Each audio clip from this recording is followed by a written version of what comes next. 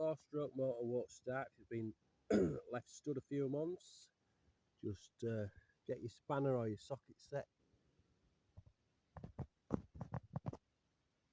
Drain drain the petrol out of the float ball, making sure you've got the petrol turned off so it doesn't drain the whole tank. Then tighten it back up, re-choke it, bit of fuel, and it should start nearly first time.